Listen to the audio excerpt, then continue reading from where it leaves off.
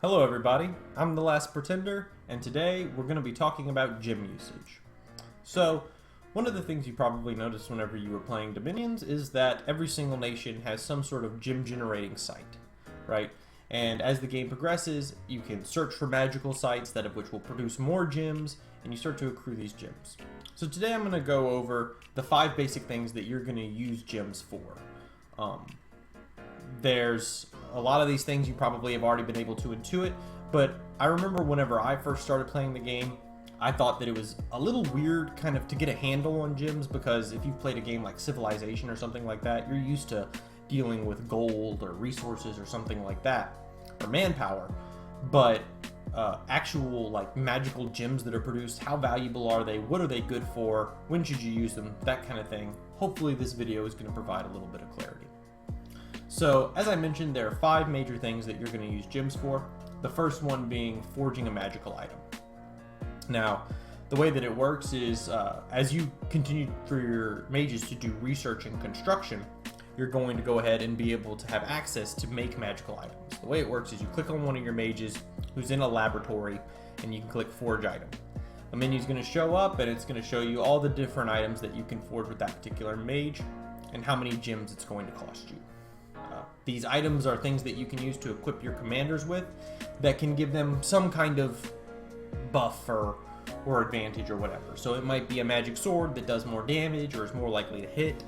It might be a magic item that lets them cast a specific spell. It might be something that gives them higher path of magical powers. So there's a lot of different things that it can cause. Now, when you should use these is whenever you have a specific task you want a mage to perform, and or any commander unit to perform, and you want them to be better equipped to deal with it. So to kind of show you a little bit about how powerful items can be and sort of certain things that they can be used for, we're going to go ahead and jump into the game itself. Alright, so here we are in the game, and I'm just going to click on this since we're here. And just a reminder as to how things work whenever you want to make a magic item is you take one of your little mage fellas and you're just going to tell them forge a magic item. And it's going to show you all the different wonderful options that of which are available to you. And there's, like I said, a wide variety of things they can do. So like this one gives you a huge amount of fire resistance, which is nice. This one right here increases your attack skill. Sometimes they'll give you abilities, so like this one right here gives you the trample ability. This one right here is a real good one. It can increase your fire magic path by 1. So if this dude could have made it, which he can't because he's not high enough level, he's on level 1 and requires level 4. But if he were to wear that helmet, he would be a level 2 fire mage. Now if this guy wore it, he wouldn't get any fire magic. It doesn't add to that. It doesn't add to 0, just if you already have it. So there's a lot of cool stuff that you can do with this. Some of these weapons, so like for example, this one is a really strong weapon if you're trying to deal with certain super combatants who are undead or demons. This can be Just Man's Cross can be really useful. This one right here, the Midget Masher. No, not the Midget Masher. Here we go. The Hammer of Mountains can be pretty good at fighting elves, right? If there's elf thugs, this is an anti-thug weapon. So if somebody's got an elf who's running around your territories killing everything, this can stop him because it can stun him. So very good item. And there's a lot of things, right? They can increase your magical ability. It's another good example. This one increases your magic resistance. Let's check out this dude. Yeah, he's gonna have some stuff. So like this is a super strong item. If you're an air magic nation, you're gonna be making a lot of these owl quills because it boosts your research by 6. So I mean that's huge. You get a huge research boost by producing a bunch of those. This one right here increases your precision by a huge amount. Very cool item. This one increases your supply bonus, so your army doesn't starve to death and get diseases and stuff. So there's a lot of cool things that you can do with magic items. And what I'm going to do is just show a little demonstration of these 2 boys right here, with Gundrick and Clovis. Now, Gundrick and Clovis are the exact same unit. They're identical in every single way other than what their magic items, particularly with the magic items Gundrick has, changed. So you can see Gundrick has better defense, for example. Nope, than Clovis. He's got better protection, right? So a little bit better guy, old Gundrick. And we're going to go ahead and just have a demonstration and talk a little bit about what that means. So Gundrick's going to go ahead and attack this province. Now this province is 20 PD. It's got 20 PD in there. And let's see how Clovis does. I have a pretty confident idea now how Clovis is going to do. So Clovis, you know, he's going to just go ahead and jog on in there. Feeling strong and brave. He's going to handle these guys probably okay. He's going to get surrounded and killed. Okay, there he goes. Bye-bye, Clovis. So Clovis didn't do so good. But we're going to go ahead and see what Gundrick has. And this isn't like a phenomenal build. I wouldn't even recommend really using it. I think I would use a different guy if I was going to use this. I'd probably use like... Nope. Not what I meant to do. I'd probably use like this guy. Probably he's got a little better stats and he's going to have an extra attack with the hooves. If I wasn't putting shoes on him, I think I'd rather go with this. I think he has more HP as well. Is that correct? Yeah, he's got a little bit more. Not a lot more, but he's got something.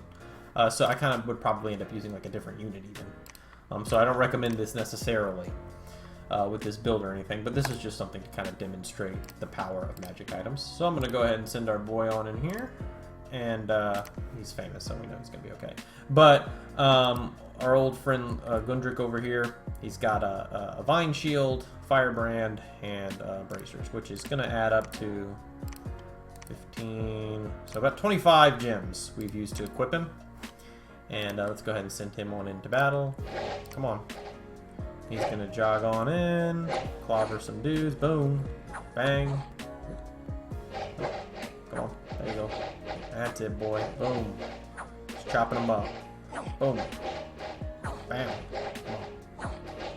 Dang, these guys are dedicated. They do not want to rout. He hurt? Nah, he ain't even hurt.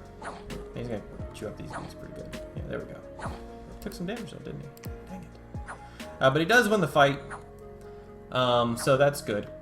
So, what does this mean? Well, this means that this guy can do stuff. Got an XP point too. Good for him. This is completely irrelevant. There's no reason for me to care about this. But what did he get? Iron Will. That's terrible. Okay. Well, it's not terrible, but it certainly is what you want.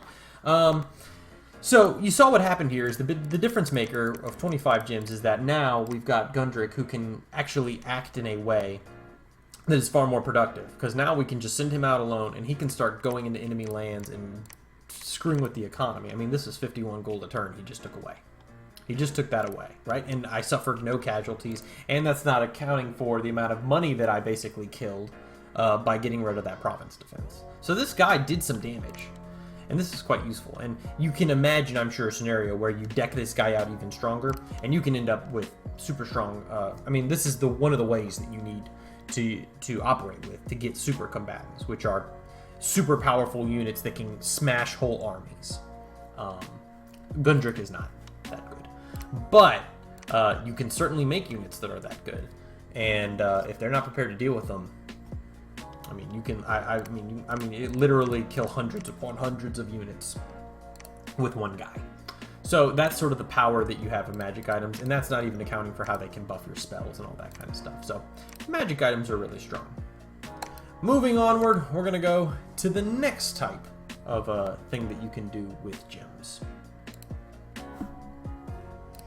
Okay, so that's sort of the general concept of magic items and kind of what you might use them for and that sort of thing. Now, like I said before, and I want to re-emphasize this point, which is that it's not just about equipping your commanders to go fight. In fact, sometimes that might not even be an important thing that you do. It depends on what you're doing in the particular game. Sometimes it's something that's going to increase the magic path of a caster. Sometimes it's going to be giving them things that help them command troops in battle. There's any number of... There's a lot of stuff that can end up happening that you might want to get magic items for. And just one of them is being able to fight better physically. So just keep all that in mind, and this is a good gem sink. The next thing that you might want to use to spend your gems on are rituals. Now, what are rituals? Rituals are spells that your mages can cast, but they can only cast them in the strategic map. They don't cast them in the battle map. They don't cast them in combat itself. They are spells that the idea is that it takes them the whole month. So, similarly, you have a mage, and he's hanging out in the laboratory, and you can tell him to cast a ritual. And similarly, he's going to take gems from your national inventory and commit those towards casting a ritual. Now, the things that rituals can do are they can do area effectors, so they can boost the income of certain provinces, or they can teleport, or that sort of thing. Or the most common thing that you're going to see with rituals is they can summon units, right? They can call units to them. There are other rituals that can affect like everywhere where your dominion is. Those rituals can be particularly powerful. There's sort of world buffs and that sort of thing. So there's a lot of different options. The most common thing you're going to see with rituals is summoning. And similar to all the other types of magic, some of these spells are not, the most useful thing in the world. And some of them are extraordinarily powerful. I mean, there are certain rituals and ritual combinations that are basically end game. I mean, if you got Gift of Health and spamming out Tartarian Gates, I mean, you basically have a factory that produces super combatants. There are certain blood magic spells that can summon horrors that will ruin your enemy, and that sort of thing. So rituals, I mean, some of them are actual almost like win condition kind of maneuvers.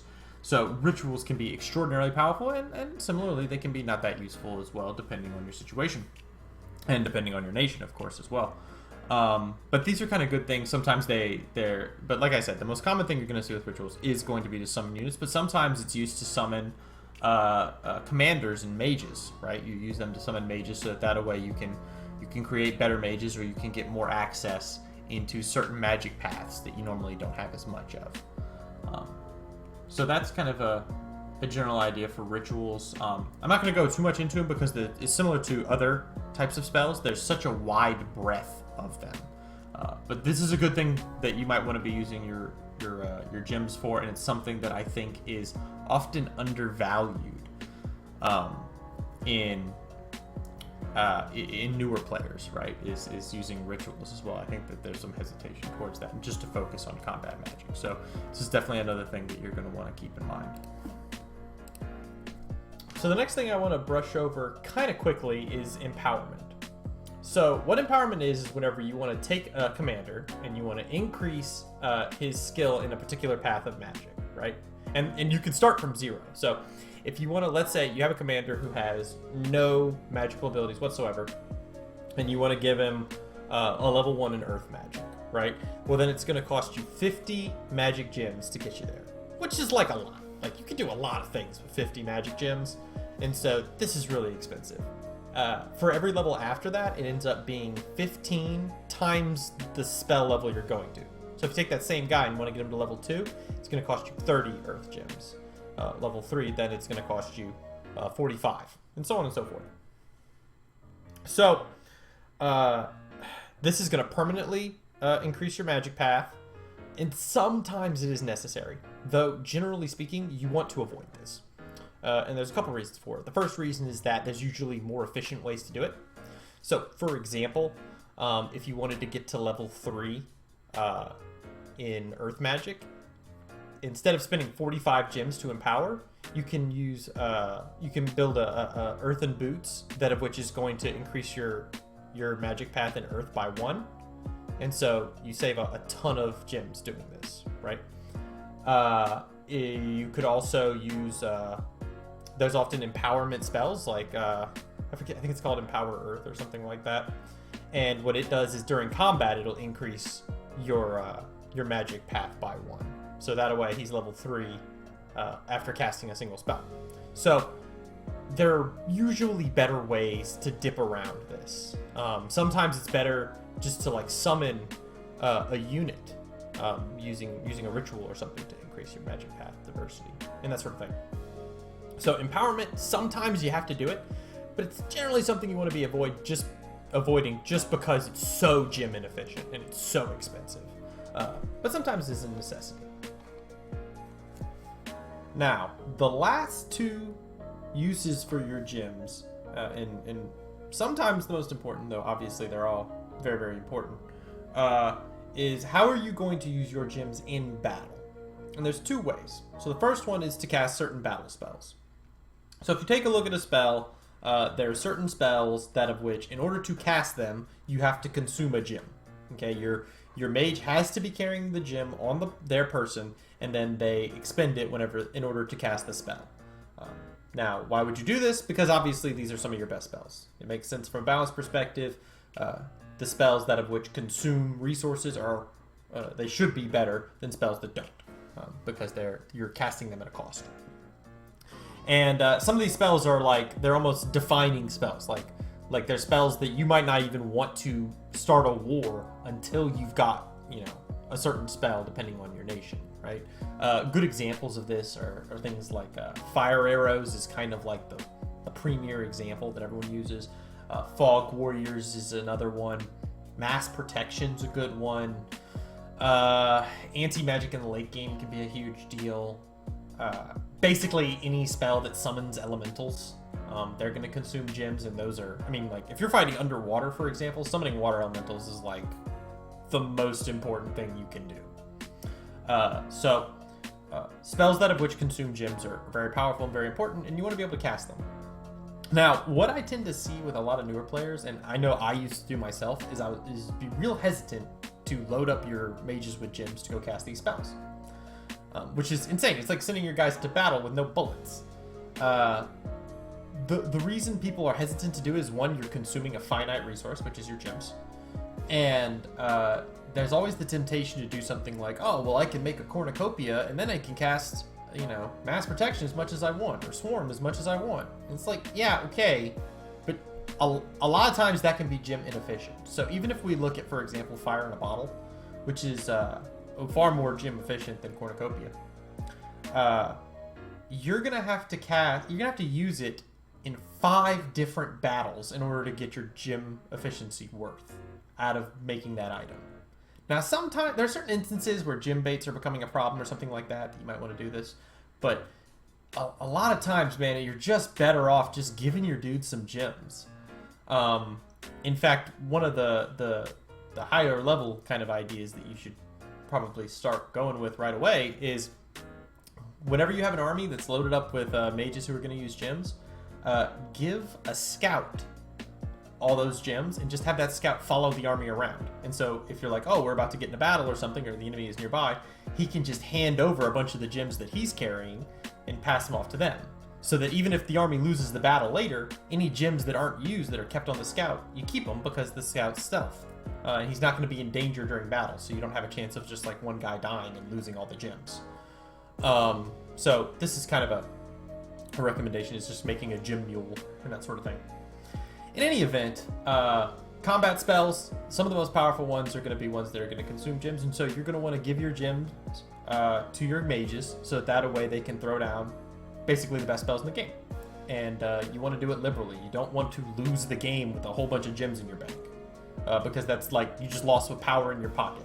You want to use everything you've got, so that way you left it all out on the field. Because if you win and you used everything you got, well, you'll get more stuff. Whereas if you use everything you got and you lose, then you don't get anything, and you lose. So don't do that. Now, the next thing is temporary empowerment in combat.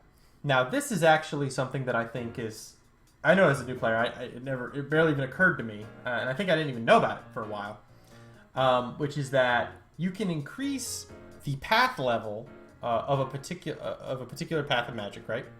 On a mage by consuming a gem for that cast. So, let's say you have a level 3 air mage and you want to cast Storm, which requires level 4. If you consume an air gem, it will temporarily, for one casting, get him up to level 4. And then he can expend another air gem to cast Storm, right? So this is a huge help, and it's kind of one of the ways that helps you get a little bit over some of those humps to try and actually be able to cast some of those high-powered spells. Because you can temporarily boost it. But that's not the only reason you might want to do it. You also might want to temporarily boost your magic level whenever casting a spell, so that you save on fatigue, right? If you watch my previous video, that of which I covered magic, I talk about how if you cast a spell at a higher path than what the spell requires, you're actually going to reduce the fatigue. If just by 1 point higher, you're cutting the fatigue in half, right? So Instead of casting it at 50 fatigue, you'll be casting it at 25, which is a huge deal. It's going to let your mages cast a lot more stuff, and by consuming these gems, you can do that, right? It's another way to do it. So, for example, if you've got a spell that costs 50 fatigue, normally you can only cast it twice and then your guy's tapped out. Whereas if you load him up with 4 gems, and he's going to be casting it 1 level over every time he's going to consume a gem, then he's going to be able to cast 4 of them instead of just 2. You've doubled the amount of damage output or utility that of which that mage was previously going to have. So these two things I think are kind of really underused with new players, particularly the temporary empowerment. Now, one thing to keep in mind with temporary empowerment, there's really 2 things. The first one is that a mage can never increase his skill level by more than 1 using gems. Okay? And he also cannot gain skill in a path which he does not already have. So you can't give a guy with only nature death gems and think he's going to cast Horde of Skeletons. It's not going to happen. But, considering the fact that there are other spells that of which you can use to empower during battle and that kind of stuff, there's a lot of ways where you can pump up your mages to have them cast at higher levels. So, that's necessary, but there are ways to get around that. And then the final thing is that a mage can only use as many gems as his current skill level in that particular path is. And that's per turn, right? It's not throughout the whole battle. It's just for each individual turn. So let's say you want to cast a spell that requires a level 2 in a path, and you have a level 1 gem. And you have a level 1 mage. You can do that with gems. But if it's a battle magic that requires level 2 and consumes a gem, then the level 1 mage can't do it, because even if you give him the gems necessary, he can only spend 1 gem per casting, because that's how much magic he has in that path right now is 1. So he can't exactly do that. But yeah, with all that kind of said, those are sort of the major usage of gems, and hopefully you can kind of see the value in them. I can't emphasize enough, though, almost regardless of what you do, you want to spend your gems. And it's a good idea for you to come up with a plan for how to spend them, right?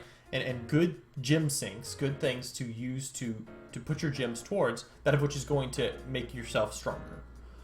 It can be rituals, it can be magic items, it can be combat spells that you're going to be casting, any number of things. But you want to make sure you're spending all your gems, because if you have a big buildup of gems, it's just a big waste. Now, I guess there is one other thing you could do with gems, which is you can alchemize them, which is basically you can convert 1 gem into another type. Now, this is something that sometimes you have to do, right? But it's always going to be inefficient, right? First of all, if you can trade with your fellow players, that's going to be a better move. But second of all, the way that it works is that first, in order to convert a certain gem into an astral pearl, that's the first thing you have to do, it's going to cost you 2 of that gem. So 2 fire gems to make 1 astral pearl. And then it takes 2 astral pearls to convert it into something else. So you're basically getting a 4-to-1 trade, which is pretty bad. So you want to avoid this if you can. It's better for you to find a superior gem sink. So if you have just like an excess of death, let's say, but you don't have a lot of casters to use death spells or something like that, it's better to try and get one that can do it than it is to try and do conversions into fire or a gem type that's more useful to you, unless like you desperately need that fire or you'll lose the game, right? Because you want to maintain gem efficiency. And of course, increasing your magical diversity is going to be a good thing too, because it's going to give you access to more spells, and more spells is more better. So, a lightning round with alchemy right there. But yeah, that pretty much covers everything. Again, go out there, play lots of games, use your gems, be awesome. This is The Last Pretender. Y'all take care.